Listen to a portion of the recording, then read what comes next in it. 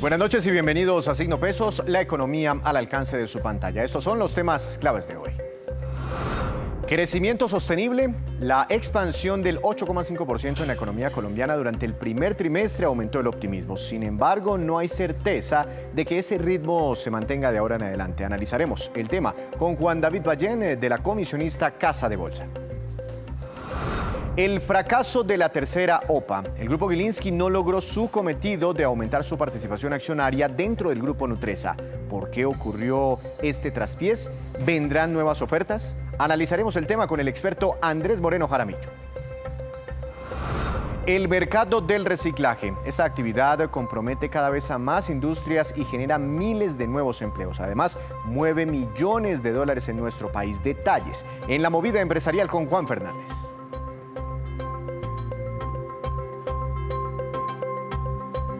Comenzamos esta emisión hablando del crecimiento económico y del optimismo que generó el resultado del 8,5% del aumento del PIB durante el primer trimestre de este año, tal y como lo reveló ayer oficialmente el DANE. Sin embargo, ahora la pregunta se centra en si es sostenible ese ritmo de crecimiento para el resto de lo que queda en este 2022. Doctor Juan David Ballén, director de Análisis y Estrategia de la firma comisionista Casa de Bolsa. Buenas noches, gracias por acompañarnos.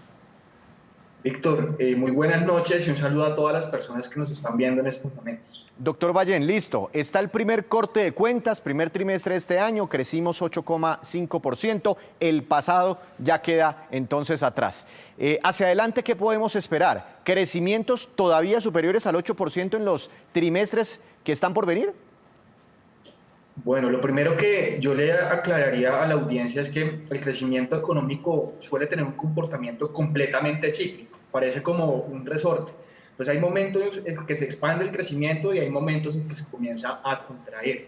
De hecho, luego de la pandemia del 2020 vimos uno de los crecimientos más bajos en toda la historia, que fue pues alrededor del menos 16%. Luego vimos una recuperación muy alta, trimestralmente hablando, de crecimientos del 15%, y como bien mencionas, el más reciente dato estaba alrededor del 8,5%. Entonces sí vemos una pérdida en esa dinámica y muy seguramente los crecimientos poco a poco se van a ir moderando con el tiempo. ¿Cuáles son los riesgos?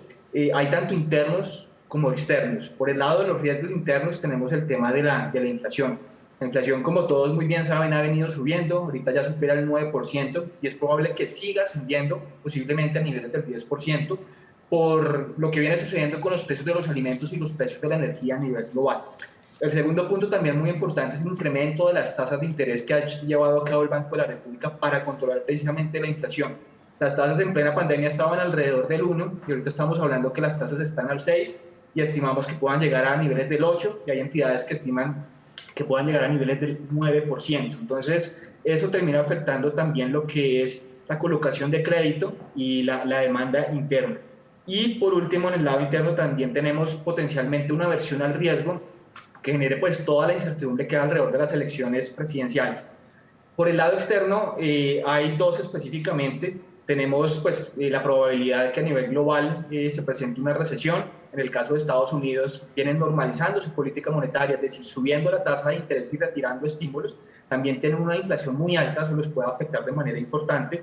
China está confinada y en ese sentido pues el crecimiento instantáneamente se ve reducido. Y por el lado de Europa, pues como están viviendo todos los choques alrededor de Ucrania, que ha generado también que el precio de la energía suba, que la inflación se eleve, termina influyendo en una expectativa de menor crecimiento. Entonces, por el lado externo también hay una alta probabilidad de que eso nos termine golpeando a nosotros.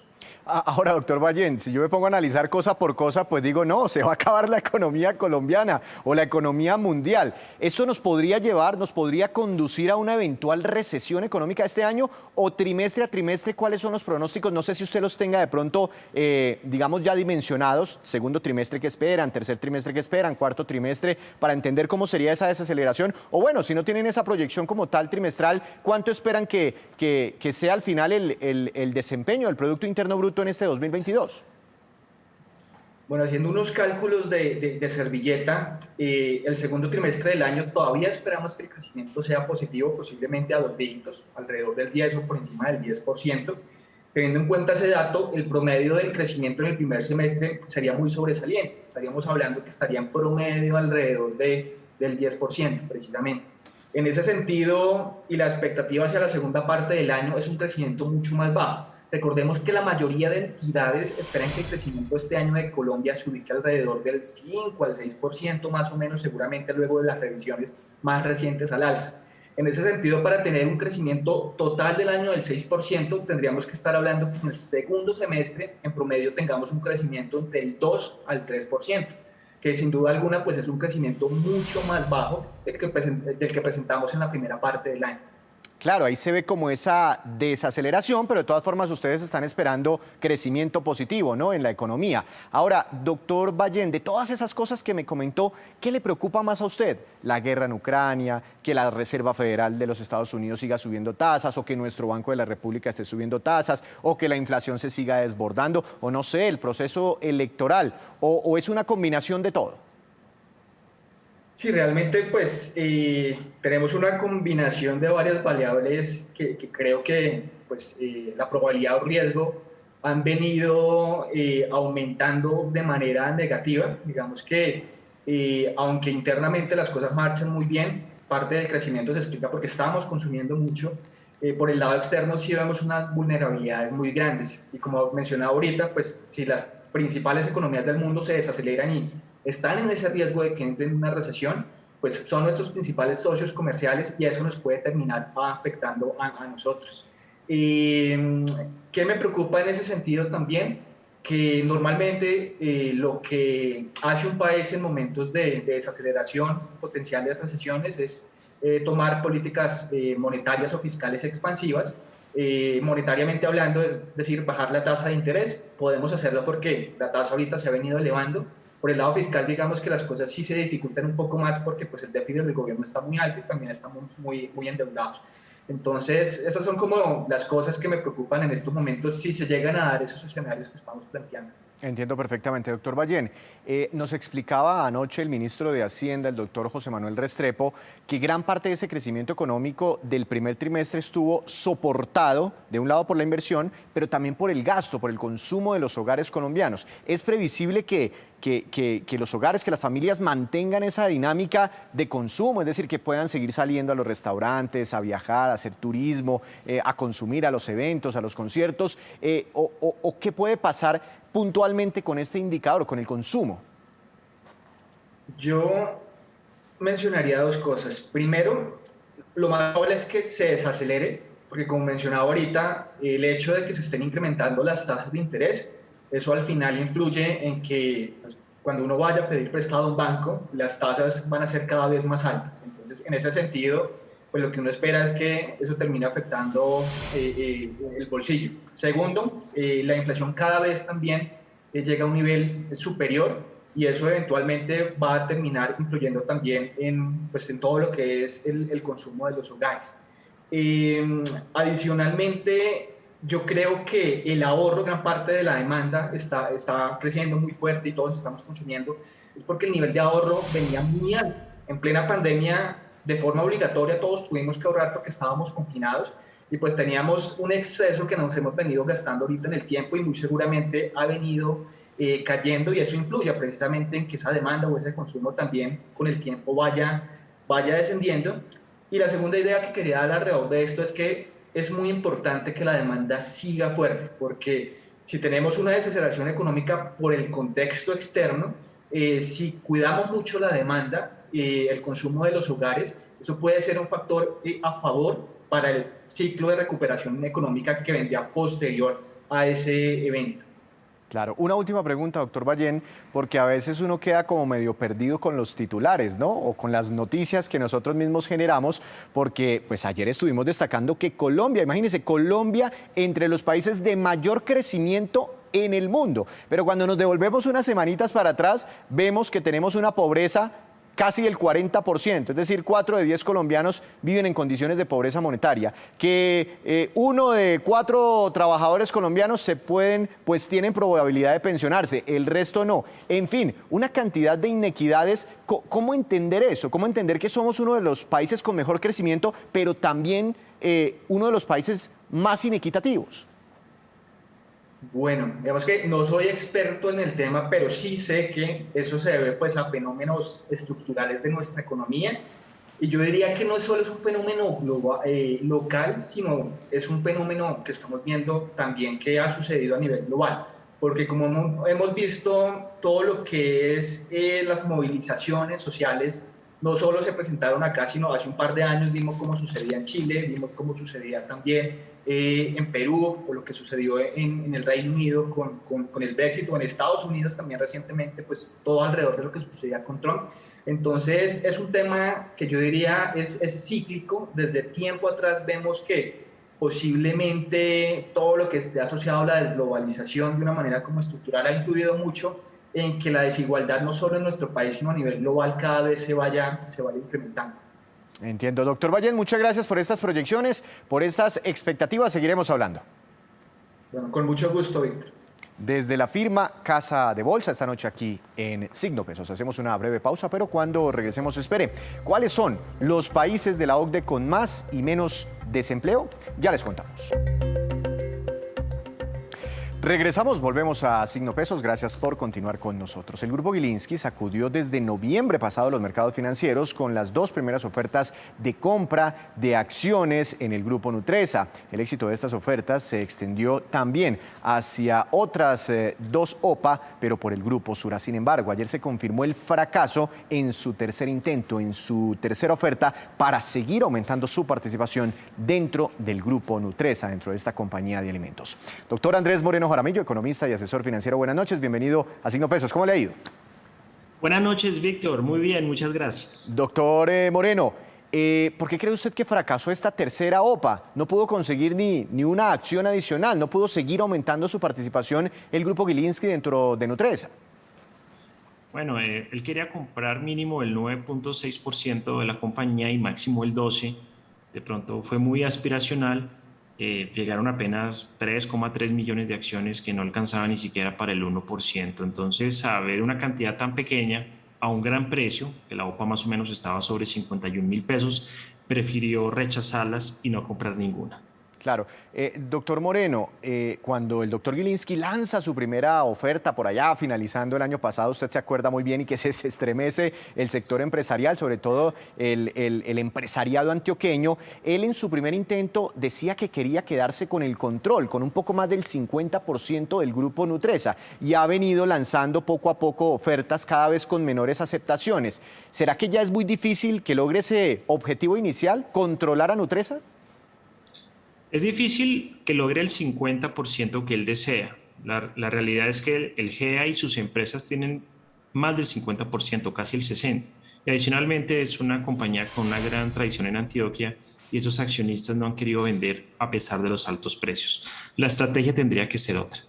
¿Y cuál podría ser la estrategia? No, se lo pregunto porque es que en términos de precios estaba pagando ya en la última oferta, en esta tercera OPA por Nutresa, creo que casi 50.000 pesos, ¿no? Dependiendo la variación de la tasa representativa del mercado, y precios de esos nunca habíamos visto en la bolsa de valores para los títulos, para las acciones de Nutresa. Entonces, aparentemente eran atractivos esos precios para muchos, pero ni así logró convencer.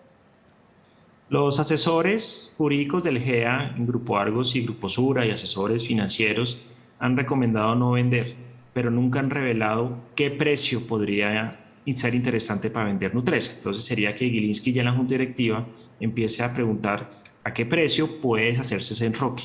El enroque empresarial en el que están Grupo Sura, Grupo Argos y Nutresa tiene un gran valor de participación accionaria entre sí, y creo que es mucho mejor para las propias compañías que ese enroque se acabe. Lo que ocurre es que parece que el GEA no quiere que se acabe vía liquidez de Gilinski. Entonces, la estrategia tiene que ser convencerlos de las bondades de deshacer el enroque para que cada compañía coja la utilidad, la caja de esas empresas que va a vender, y pueda, digamos, surgir cada compañía de manera individual y no como un grupo. ¿Y usted cree que el Grupo Gilinski quiere deshacer ese enroque del GEA? Sí, lo ha dicho. Él no entiende y tiene razón de que hace Nutresa, una compañía de alimentos con 5 billones de pesos invertida en una compañía de seguros como Sura. ¿O qué hace Grupo Sura, una compañía financiera de seguros, dueña de Bancolombia, dueña de Protección? ¿Qué hace con una compañía de alimentos cuyas acciones valen 4 o 5 billones de pesos? Ellos dicen que ese dinero le sirve más a las compañías para crecer, para expandirse y para transformarse, y no en ese viejo enroque que tiene hace 40 años a las compañías en un valor que no sube. Nos hemos dado cuenta que hace 11 años las acciones del GEA no subían en la bolsa. ¿Y cómo se puede, pues no destruir, pero sí cómo se puede deshacer ese enroque? ¿Cuál sería el mecanismo para, digamos, dividir esas participaciones? Poco a poco ir revelando los precios a los cuales Grupo Argos y Grupo Sura y el propio Nutresa estarían dispuestas a sacar de sus participaciones accionarias esas acciones. Es decir, vender. Vender escalonadamente, mostrando las bondades que le va a mostrar que le va a dar a la compañía recoger esa caja. Creo que la estrategia no es solamente vía precio, porque puede Gilinski ofrecer 100.000 pesos por Nutresa y el tema regional, el tema histórico, el tema patrimonial pesa más que la economía, pero eso está bien, digamos, para el grupo.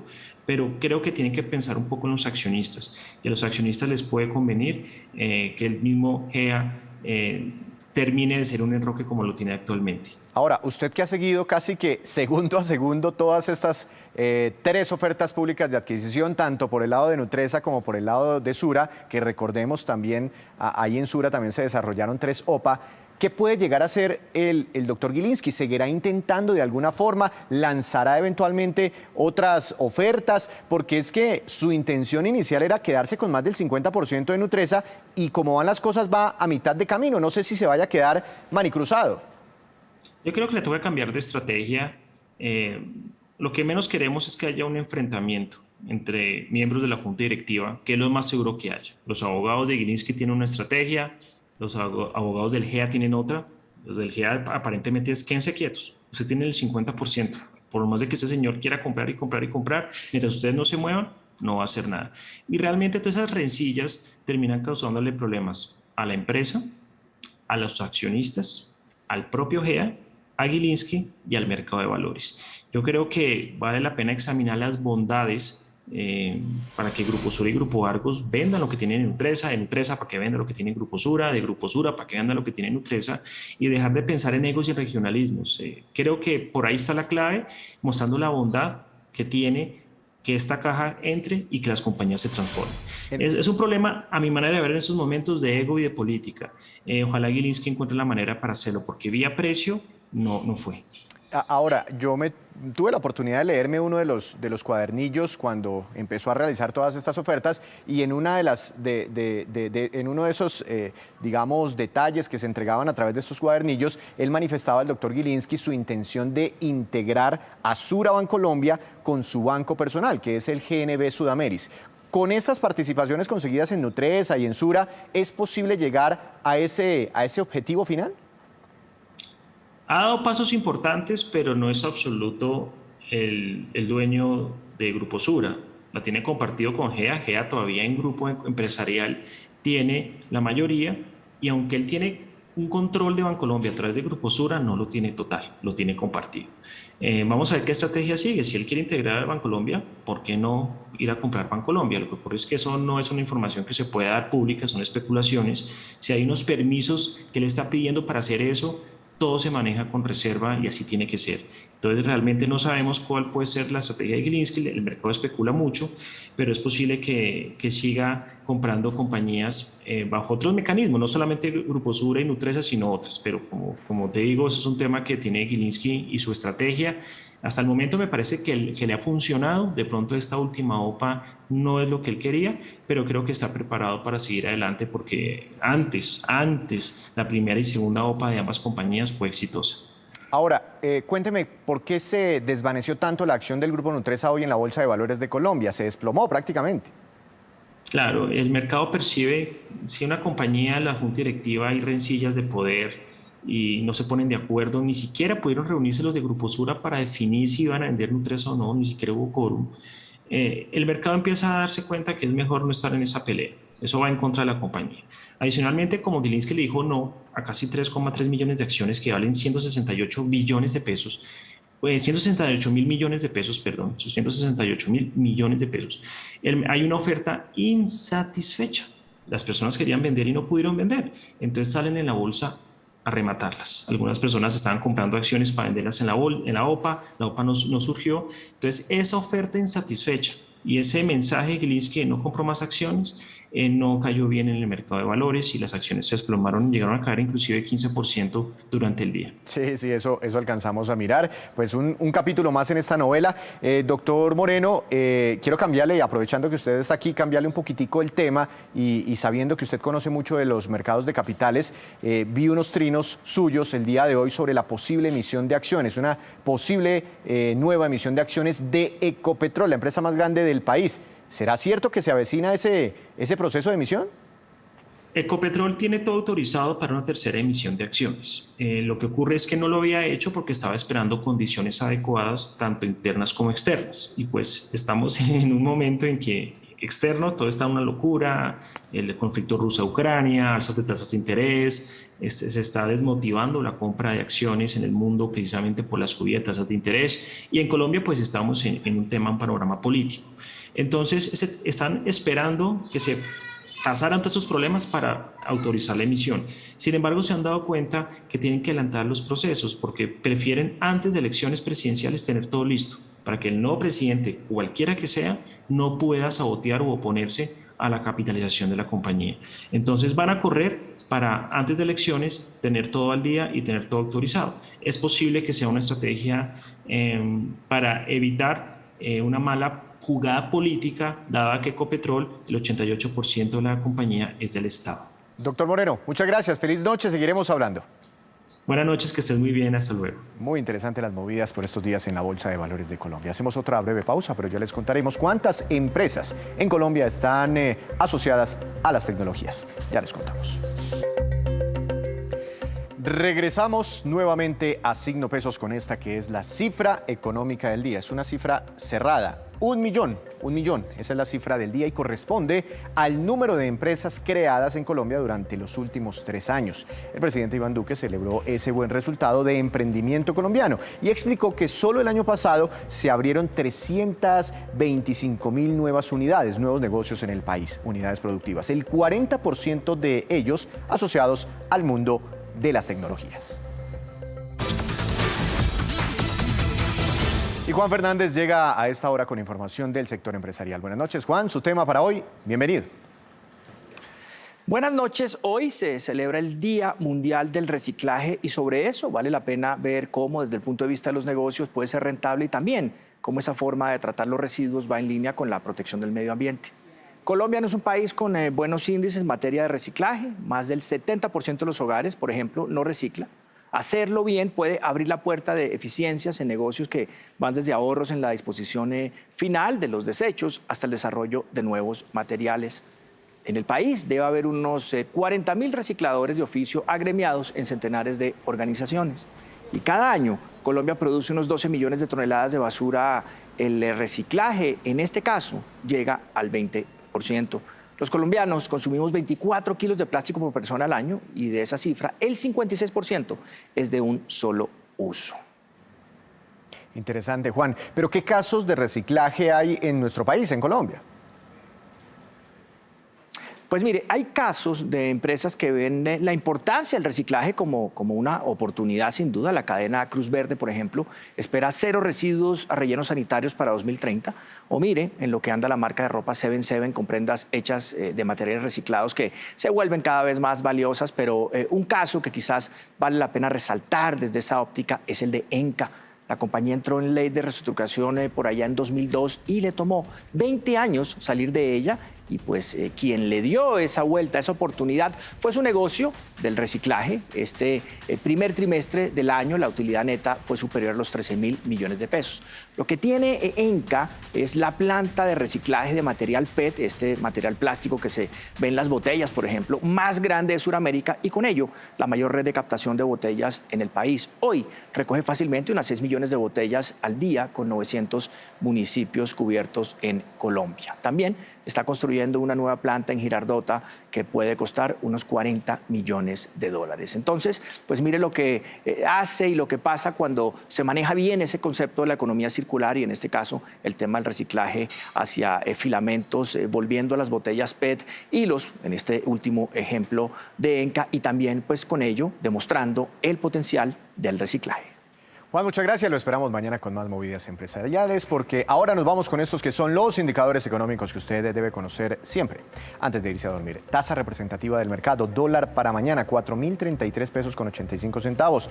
Cayó cerca de 40 pesos el dólar en la jornada de hoy. El petróleo Brent, de referencia para nuestro país, tuvo una caída de 1,31%. Se ubicó en 112 dólares con 74 centavos por barril. Inclusive ocurrió algo curioso. El WTI se ubicó por encima del Brent. El precio interno del café colombiano subió y quedó en promedio a 2.179.000 pesos por carga. El índice MSCI Colcap de la Bolsa de Valores de Colombia tuvo una caída de 0,72%. La acción más valorizada fue la de Cemex Latam Holding, que se disparó 20,37%. Su casa matriz de España va a comprar acciones de esta compañía y eso impulsó a los títulos hoy en la bolsa. Y la que más cayó, como les contábamos, Grupo Nutresa, con un fuerte retroceso del 11,27%. Antes de despedirnos, los quiero dejar con datos interesantes, como siempre. La OCDE reveló un comparativo del desempleo entre los países miembros de este club, con corte a marzo. El promedio de la desocupación en la OCDE es del 5,1%. Pero los países con mayores niveles de desempleo son Costa Rica y España, que tenían 13,5%, Grecia 12,9% y después está ahí Colombia con el 12,3%. Entre tanto, los que tienen menores niveles de desempleo son Alemania, Corea, Japón y República Checa, que están por debajo del 3%, acercándose al pleno empleo. Así terminamos por hoy, pero los esperamos mañana con una nueva emisión y con toda la información económica que usted necesita saber. Esto es Signo Pesos, la economía al alcance de su pantalla. Que tenga una feliz noche.